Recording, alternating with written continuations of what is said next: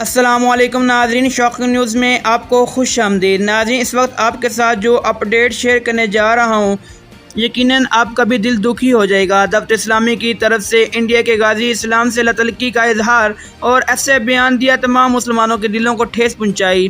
ناظرین، آپ کے سامنے تمام تفصیلات رکھنے سے پہلے اگر آپ ہمارے چینل پر نئے ہیں تو پلیز چینل کو سبسکرائب کریں، اس ویڈیو کو لائک کریں تاکہ ہر آنے والی اپڈیٹ آپ تک بر وقت پہنچ سکے اور آپ کا اور ہمارا رابطہ جڑا رہ سکے۔ ناظرین، جیسا کہ آپ کے علم میں ہے کہ بھارت میں گستاخ رسول کے حق میں حمایت کرنے والے کو دو غازیوں نے واصل جہنم کر دیا، جس کے بعد بھارت میں حالات کشیدہ اور مسلمانوں کے دلوں میں خوشی کی لہر کہ گستاخ رسول واصل جہنم ہو گیا۔ تو ناظرین، دعوت اسلامی کی طرف سے تمام مسلمانوں کو دلوں کو ٹھیس دینے والا بیان دعوت اسلامی کے آفیشیل پیج پہ جاری۔ انڈیا کے دعوت اسلامی کے آفیشیل پیج پہ دعوت اسلامی کے پیج میں کہا گیا، دعوت اسلامی ایک امن پسند تنظیم ہے جو بھائی چارے، امن اور ملک کے اتحاد میں یقین رکھتی ہے۔